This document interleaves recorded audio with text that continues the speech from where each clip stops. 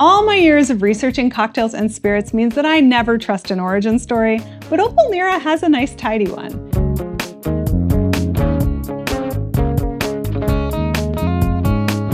Hello and welcome to My Tiny Bottles, the project where I'm exploring my grandmother's legacy of miniature liquor bottles, one tiny bottle at a time. I'm your host, Tammy Coxon. I owe this tiny bottle an apology.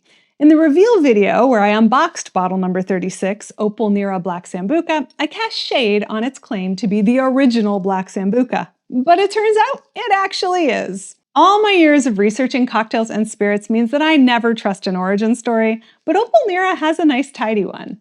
In 1988, Alessandro Francoli, president of Distillery Francoli in Piemonte, Italy, was in the US on his honeymoon. I don't know what his new wife was doing at the time, but Francoli took some time out to talk business over dinner with Jim Murphy.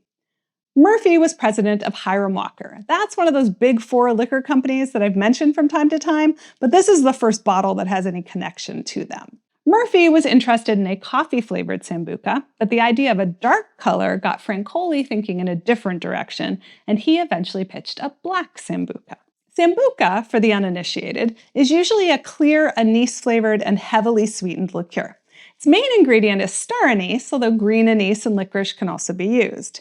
It can also contain other flavorings, including elderflower and elderberry. The word Sambuca is actually related to the Latin word for elder tree. And it was the elderberry that inspired Alessandro.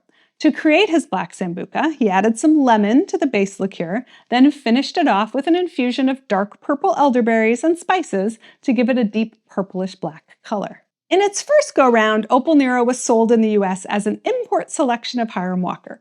Hiram Walker held the Opal Nera trademark from 1989 to 1996, after which Francoli took it over. My guess is that my bottle is from the Hiram Walker time period, just based on the appearance of the label. It was wildly successful and sold in over 50 countries, sometimes as the best-selling Sambuca in the market. One group that seemed to really enjoy it in the 1990s was the LGBTQ community, since it was called out by name in a fascinating article I found from 1992 about the potential dangers of marketing to homosexuals. Which, sigh. On the one hand, look how far we've come. On the other hand, everything old is new again. It was available in the US until 2001, then disappeared until 2011 when a new importer reintroduced it to the US market.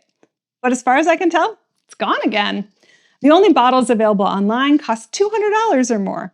Francoli still lists it as one of their products on their website, but the actual Opal Nera website just says, "New website coming soon," and directs you to check out the cool things on our Facebook and Instagram pages. But those pages are empty. And this is all despite Opal Nera launching a whole new look, which included some kind of secret code game in late 2019.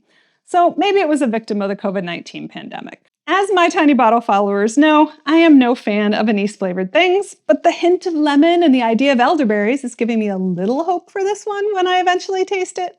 If you want to see the expression on my face when that time comes, be sure to subscribe. And drop a like or a comment while you're there. For more pictures and information about this bottle and all the bottles, check out mytinybottles.com. And don't forget to follow @mytinybottles on Instagram or Facebook. Cheers!